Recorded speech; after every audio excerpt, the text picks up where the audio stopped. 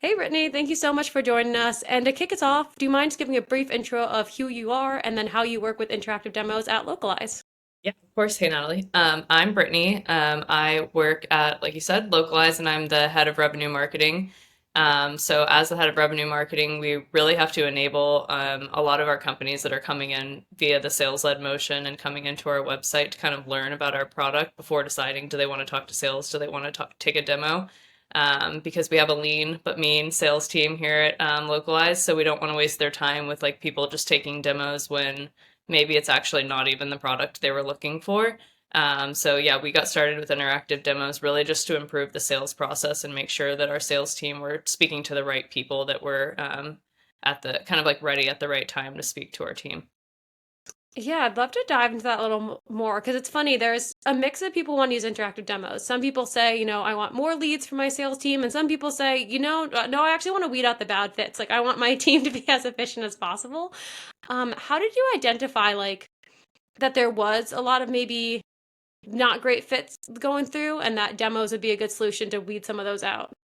Yeah, so I think you have to, I mean, it goes back to like really number one step, which we didn't do in the beginning actually before we even started these interactive demos. We just knew that the sales team were getting a lot of like companies that were just like not going to honestly prove the ROI of us even using a salesperson on them because we have like some smaller plans available that are cheaper than some of our like larger, more enterprise sized plans.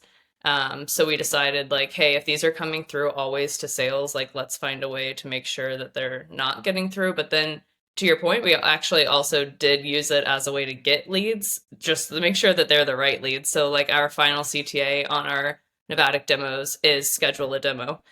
So if they get all the way to the end, then to us, we're like, okay, they must have liked what they saw. They are a good fit. Like, let's show them that they can book a demo now. And those might not even be like technically our ICP that we identified, but they've seen the product, they know what they like, and now they have the chance to book a demo. I know the main goal was getting it, weeding out prospects. Was that part of the decision to put it pretty front and center? Yeah, so really what we looked at for that was two things, our demo conversion rate and then our trial conversion rate. And our trial conversion rate was something like, I mean, it was not even 1% for a while there. And so we realized like, okay, there's some sort of problem happening in the trial. Like people are just not getting to these aha moments. They're not understanding. Maybe they're not technical enough, or like certain integrations aren't turned on, so then they don't see the real value of our tool. Because really, in order to have like true value with Localize, you need to have set up integrations with other tools. And if you're on a trial, why are you going to take the time to set up all those integrations? So we kind of realized that if people aren't seeing this value in the trial, but then they get on a demo, and when a salesperson walks them through the product, they really see it and they understand because the salesperson can show them these integrations and these key moments. But a significant portion of people are coming to our website and they want a trial. They don't want to talk to sales. Like way more people are signing up for a trial than a demo. So we were like, what's the in between? And a product tour was what we could come up with. And then, okay, so if everyone's coming to our homepage, they're choosing either a trial or demo, but really they need something in between, then that needs to be the main thing on the page. That needs to be a CTA that everyone can see. So that's kind of how we decided. And we ran a really long test for a while to see like if that was actually converting. And we saw it immediately. I think that's like something really valuable that we were able to see within a month of using Navattic. Yeah, that's awesome. I was just about to ask, like, I know you ran the initial POC when deciding on using interactive demo or not, but since then, have you seen any sort of either lift on that free trial to paid conversion rate for those who went through the product tour, or on the sales end, maybe higher velocity or increase like lead to operates if they went through it?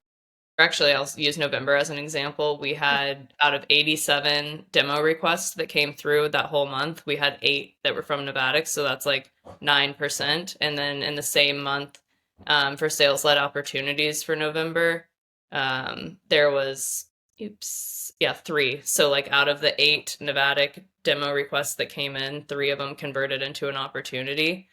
So we're seeing pretty high conversion rates like across the different Navattic experiences, and every month without fail, we see demo requests, trials, and opportunities coming in from Navattic. And like if you just think about that, like the yearly spend we spend on Navattic compared to our paid advertising or other acquisition platforms, then it's a pretty great conversion rate. There's some awesome results. I want to take kind of a step back. And I know you mentioned originally when building, talking about those aha moments. Just kind of talk about how your team decided. I'm assuming also since this was built to help the sales team, maybe they had some input on like what should be Mhm. shown in that demo. What are those key aha moments? Yeah. So I actually built out the entire first demo that we made. And really, we actually have this thing called University, and it's a way for like people to just come in and take courses to learn how to use our tool. And in order to become an employee at Localize, you have to go through an entire university course and get like a really good score on it and everything. So I actually just like revisited that course to make the Navattic tour and use like a resource we had already and kind of went through the aha moments that were pointed out during the university course. And then I used our sales engineers, so I sent it to them, and then I also sent it to some of our like top sales team members that have been here the longest, and was just like, hey, what do you think? Give me your feedback. Like this is supposed to be high level and generic, so don't go into too much detail or like say add this, add that. So I just made basically like a Google Doc. And they added all their feedback like step by step. This is what I changed. I think I also sent it to like 2 or 3 CSMs because they're like giving tours all the time and helping their customers really understand the value of Localize when they're not fully getting it. So that was really helpful just to get like initial feedback. And then I took some of their advice and left some of it that was like, hey, it's okay. This is like V1. We don't need to go into this much detail here. And then we've made iterations over time. Like we hadn't, I think we've made probably 4 or 5 versions since the initial version. So we changed some of the design. Um, like background colors. We changed some of the CTAs and buttons. We've also changed what the button says on our website. Like it used to say product demo, then we changed it to product tour to see if that conversion worked better. And then even stuff of like when someone press escape, what shows up after they press escape, and is that converting better or not? So yeah, we've just like experimented a lot with it, and then we actually have now launched an entire library on our website. So in our resources page, there's like, I think we now have 9 or 10 Navattic tours. And so we've done them about integrations and how to set up those integrations. We've done them about different, like I mentioned, more in depth activities and aha moments. So like step by step for like how to set up Localize AI. Here's all the different really in detail steps. So that way, like CSMs can actually start to use this as a part of their onboarding and they don't have to be as hands-on, or some of our more like self-serve customers, they can just use this because they won't have that CSM support. So we've pivoted to going like way more in detail, and in order to set those up, I'm actually completely pretty much hands off. I work with our SE team to basically say like, hey, when you're giving someone, a new customer, a tour of Localize or showing them the product, what are the main things that you go through?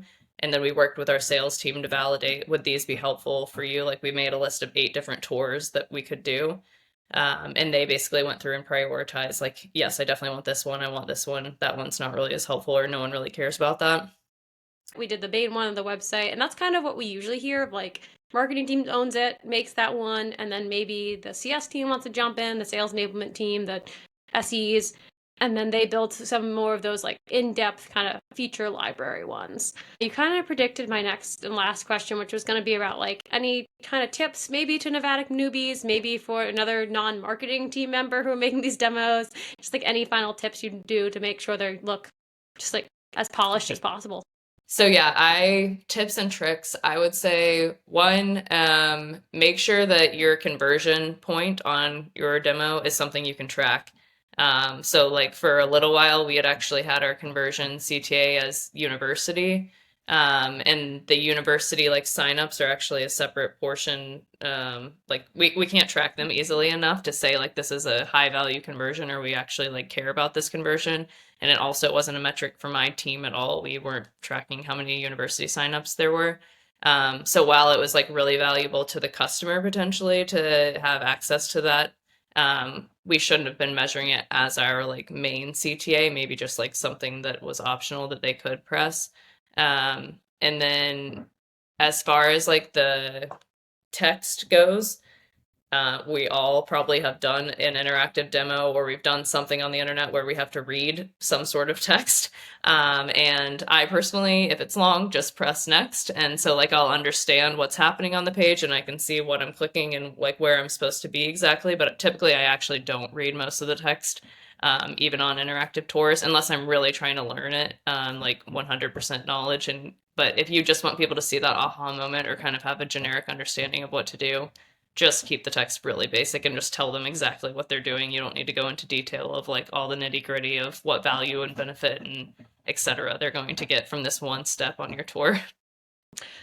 It's funny, I've been guilty of the same thing where like I go through demos sometimes and just go next, next, next. So I always try to remember that when I'm building it out. Like, how do you create variance, whether in the text or the position, to almost like stop someone in that just kind of next track? Because I think we all want to say we're going to read it all, but fall a little guilty just going to the next step. Yes, yeah. And something I have found to like grab someone's attention is like use emojis or use pictures or images or even like insert a video or something like that. So we've tried to do a little bit of that of just like switching it up what the actual box looks like so it's not just text all the time. And there's some like visual aspects. So someone's like, oh, what's happening now? Like this is different than the rest of the steps. Yeah, that's a great tip. Just like adding in something that kind of draws their attention, some sort of visual if you're less of a, I don't know, reader and more of a visual learner. Yeah, which was me. Cool. So maybe that's why I did it.